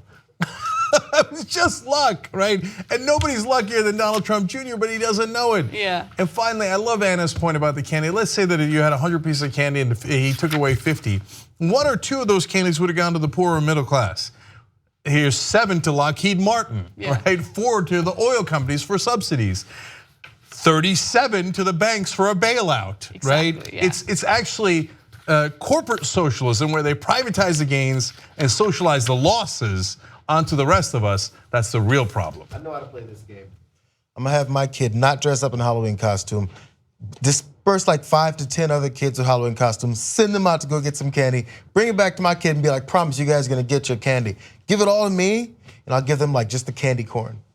Oh, real business, real business. That's Trump business like. You know, you get all these other folks to work for you. You do shit, get all the good stuff, and then give them the garbage. Yeah. Oh, I'm the best at this. Great planner. But to be fair, I did start the right quarterback. Main point, candy corn sucks. Yes. You know, my daughter actually likes it. We went to an unreal Halloween last night, and I want to tell you guys about it in the post game. So tytnetwork.com/join, and I'll tell you all about that. It was bananas. I couldn't believe it. Bananas. All right, I'll tell you all about it later. All right, let's keep going. The CEO of Papa John's is trying to explain why it is that their third quarter earnings were not so great. In fact, in a conference call regarding the company's disappointing third quarter earnings, Papa John's CEO essentially said that the company is struggling because of the NFL's lingering anthem controversy. And he blamed the NFL's lingering anthem controversy on NFL leadership, namely Commissioner Roger Goodell, who didn't nip this in the bud. He should have just squashed it immediately and stopped the players from kneeling. And that's the whole reason why people aren't buying his pizzas. Oh my God. So this guy's a Republican, pals around with Peyton Manning. You know how I feel about that. And this is the same party that believes in personal responsibility. Oh, it's so good. Oh, no, it's not that my pizza sucks. It's not that the only reason that anybody buys my pizza is because of that toxic garlic butter that we all actually secretly enjoy. It's so good though. I know, but I'm gonna be honest with the audience. I like Papa John's pizza. I'm sorry. Okay. I don't like the CEO. No, our job is to be honest. Yes. And I don't like their pizza at all. It's super mediocre, but the butter. I don't know what's in the butter. It's not butter. It's not butter, okay, but it is good. Okay, anyway, so look into making your pizza better or maybe your business practices. No, never personal responsibility. It's those damn African American players who care about getting shot by cops wrongly.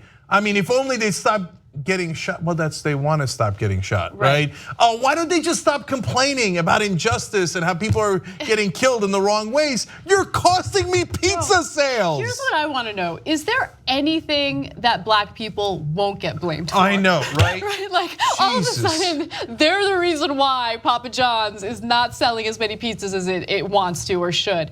It's amazing. So let me give you the CEO's exact quotes during this conference call. He said, good or bad, leadership starts at the top, and this is an example of poor leadership. This should have been nipped in the bud a year and a half ago.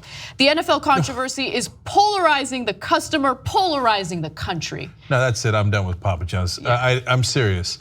So I know I did the Chick-fil-A ban because of their views on the LGBT community. We did it with a lot of people. I found out secretly that they're now going to eat there, but I've held strong. Okay, and I'm a man who cares about food. No, I'm done with Papa John's. You're gonna blame people complaining, people rightfully looking to change the justice system so that it is more just to all Americans for your lack of business sense? No, you schmuck. You're putting all your ads on TV. You're overpaying Peyton Manning. You're overpaying the TV networks, and not that many people are watching TV anymore. And not only you're too stupid to figure out digital, and so you're like, oh, I don't know. Let's do what all Republicans do. Like Anna said, let's just blame black people. Yeah. Well, why do they care about justice so much when they should be forced to buy our pizzas? There's one other factor that I think we're missing, and this is not a paid sponsorship, so I'm not doing this as an ad, but I just want to be clear. Domino's also stepped up its game, okay? Domino's is delicious and my favorite pizza chain in the country. And I think they've added the garlic sauce. But I think Papa Dacus' line is that he thinks because there's this boycotts on the NFL because white people, because that's the only people who eat his damn pizzas, they're not watching the NFL because the boycotts, the kneeling is turning off all my white customers, and all my white customers aren't seeing my ads anymore during football games, and now they're not buying my pizzas because they're not reminded about my pizzas anymore. But then you got folks that also are boycotting the other way, and they're not watching because of how Colin Kaepernick got ousted. So is it all the customers who are in support of Kaepernick's protest and much of the rest of the NFL's protest that aren't buying your damn pizzas? No, he just thinks one-sided. It's just these folks, my like-minded people that aren't watching the NFL, that aren't buying my pizzas. So therefore they should have nipped this in the bud and not allowed them to not watch my damn commercials anymore. So whether you want to join my one-man boycott or not, I'll tell you this, Papa John's clearly cares much more about their pizza sales than they do about the injustice that African Americans live with on a daily basis. Or freedom of speech. And if that's your priorities, then go ahead and buy Papa John's. But if your priorities are justice for all Americans, and you see how indifferent this company is to that, and how they're blaming you for their own problems, well then it's not a company I'd want to give my money to. Guarantee you, this loser, if he finds that he'll make more money if he goes with the Colin Kaepernick support, he'll have Kaepernick on the commercials, kick Peyton Manning out, and be on a knee like Papa John's. Come by me. Get on one knee, gets you half off. Well, I hear you, but it would take a while because his proclivity is to be with Peyton. It would really pain him to go with Kaepernick, but he's like, how many extra dollars? Let me calculate that. All right, what's next, Anna? All right. Congress has been questioning some of the top dogs at tech giants, including Facebook and Google, in regard to foreign money being used for political ads here in the United States. Now, this all has to do with Russian meddling in the election, namely some of the ads that were going viral on Facebook during and even after the election.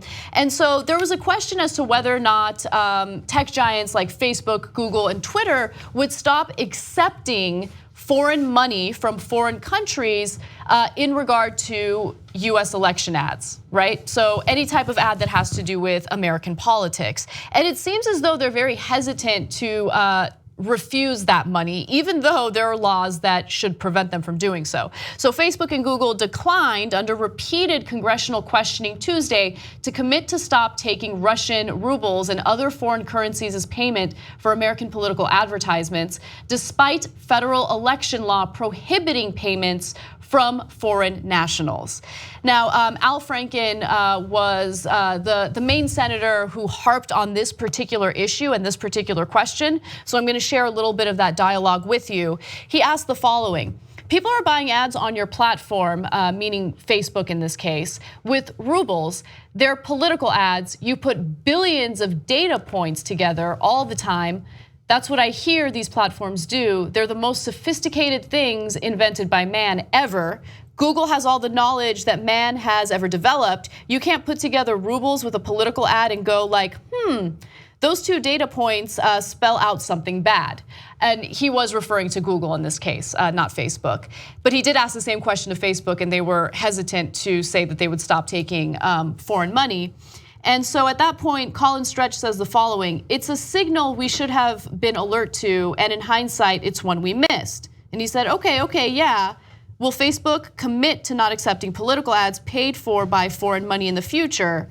And Colin Stretch said, Senator, our goal is to require all political advertisers, regardless of currency, to provide documentation and information that they're authorized to advertise.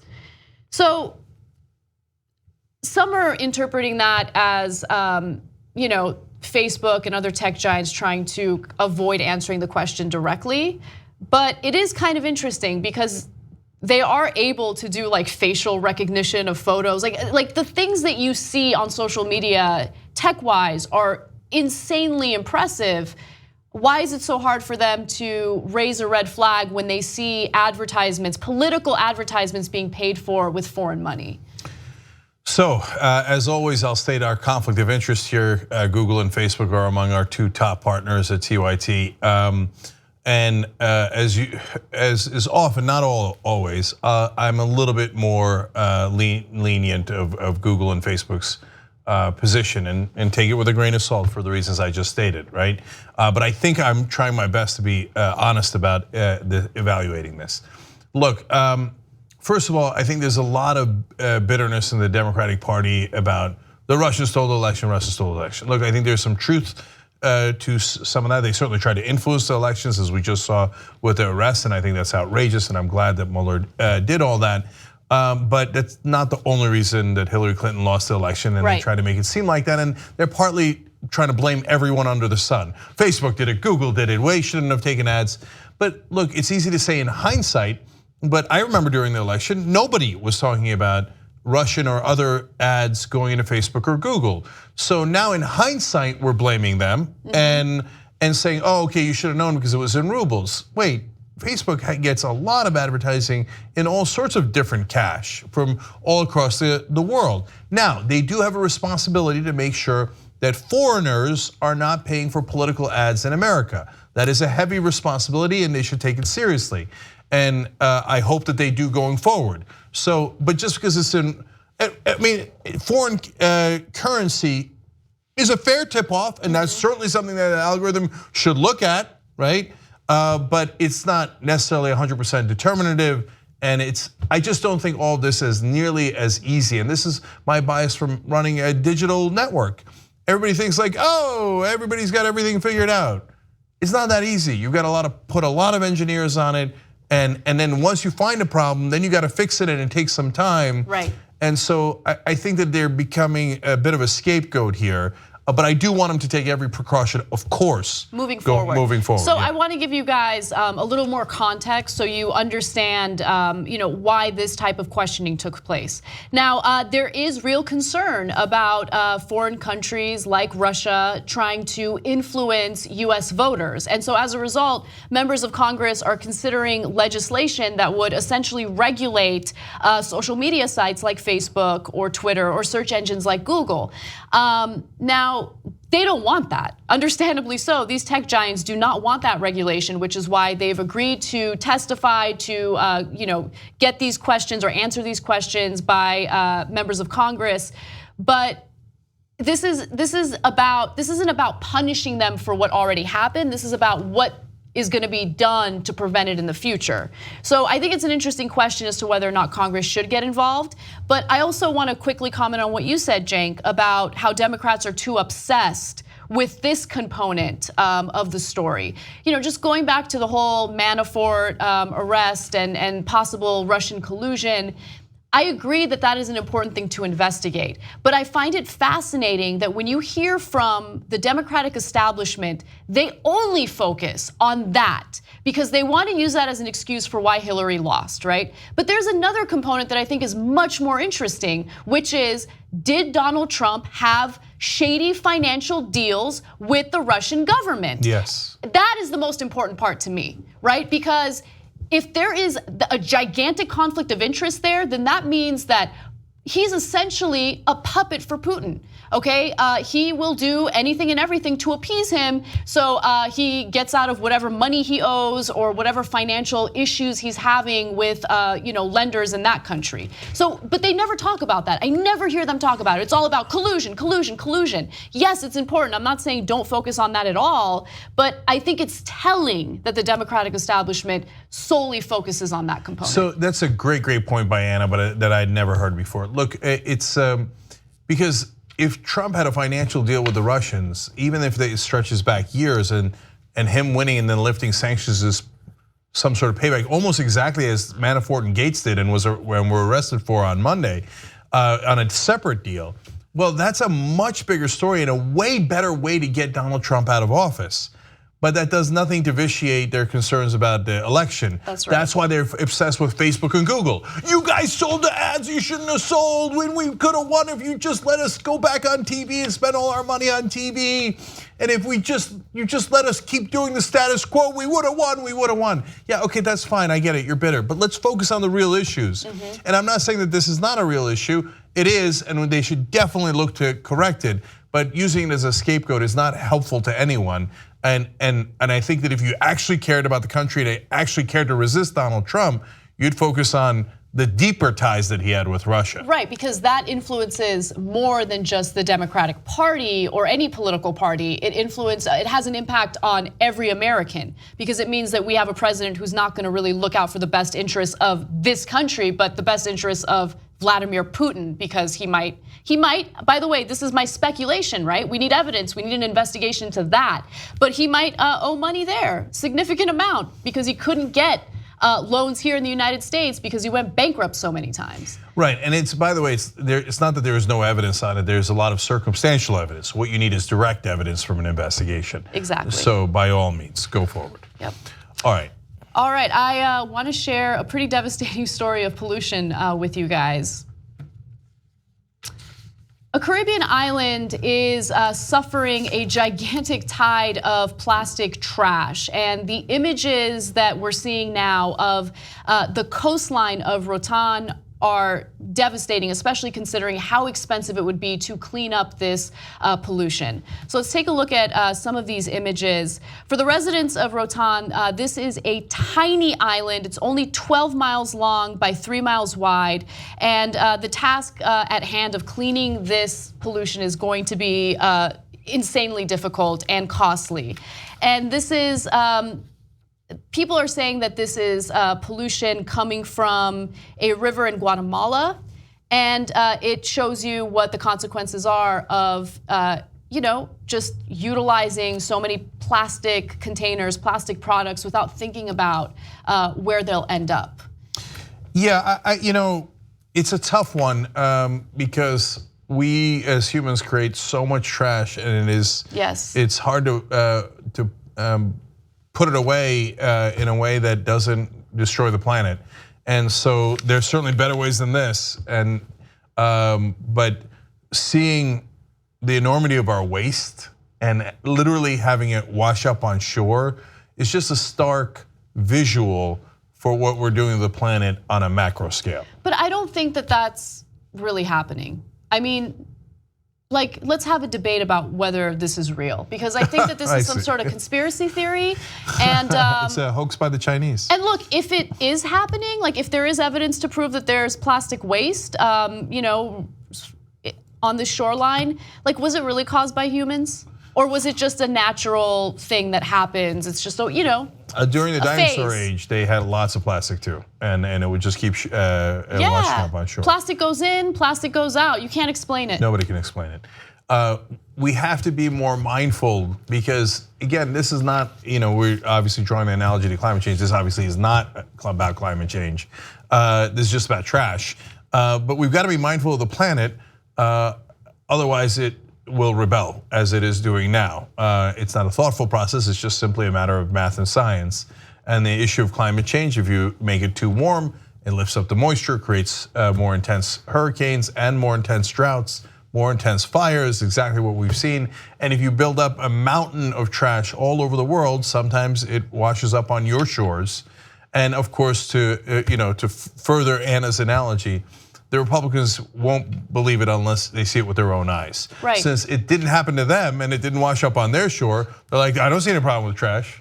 There's no problem with trash. Right, and by the way, I know that this is not a climate change story, but the reason why I made that analogy is because it shows you how much careless human behavior can negatively impact our planet, whether it's through CO2 emissions or utilizing plastic products and disposing of them in a reckless manner. By the way, I want to give credit to the photographer who took those amazing images. Her name is Caroline Power, and she urges people to really rethink their behavior. Also, just to give you some incredible statistics, it's estimated that there are 51 trillion microplastic particles in our ocean. Wow, Jesus, okay. Yeah. Okay, now I have one last story for you guys, this is fun. Can I get a background, blank background? Okay. So recently, the Republicans wanted to name the tax cut bill. And so Paul Ryan thought, okay, well, Donald Trump cares a lot about this. He doesn't care about a lot of other things, but the tax cuts for the rich, he cares deeply about. So let's kick it over to the White House to name the bill. And Trump decided that he was gonna personally name it. You wanna know what he decided to name it? I'm not kidding. The Cut Act. Oh my God. And then the House was like, wait, no, but we can't actually call a piece of legislation the Cut Act. That's what a child would name it. And then they go bring it back to Trump. You know how what he does. When anybody challenges him on his position, he doubles down. He's like, no, that's it. It's definitely got to be the Cut Act. Otherwise, I'm not doing it. Like, oh, geez, for Christ's sake. Okay, no, but look, all of our donors depend on this. Please don't call it that. It sounds like a third grader named it. Okay. Is there ever going to be a day during this administration where I don't feel embarrassed by who our leader is? Probably not. So a senior Hill aide tried to appease the White House, saying, look, at the end of the day, it's going to be known as the Trump tax cuts. Don't worry, you will get credit for it. Okay, nope, I want it to be the Cut Act. Okay, now having said that though, I'm going to shock the world by turning around and saying, he's not 100% wrong. Like his way, he is about the name. It's just too ridiculous, right? But the way of thinking and doing politics is really simple, and nonstop repetition does work in politics. And so that's why Trump's really simplistic way of thinking about things actually does resonate. If you said,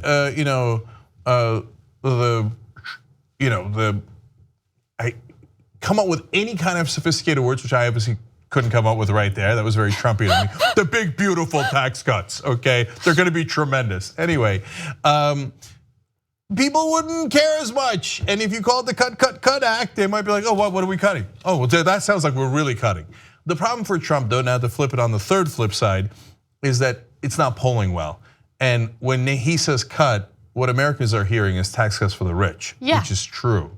That's why it's polling at a disastrous 25%. Well, they've stopped lying about the fact that it's tax cuts for the rich. They're pretty transparent about it now, which is great. I'm glad that they are. Yeah, so 25%, 35% disapprove, and 40% are like, I don't know, how many cuts are there in the act? They've yet to make up their mind. But the devil is metaphorically in the details here. And wait till they hear the details, how it raises taxes on the middle class and the poor and cuts it on the rich. They'll hate it even more. All right, we gotta go. We gotta cut this show. Bye-bye.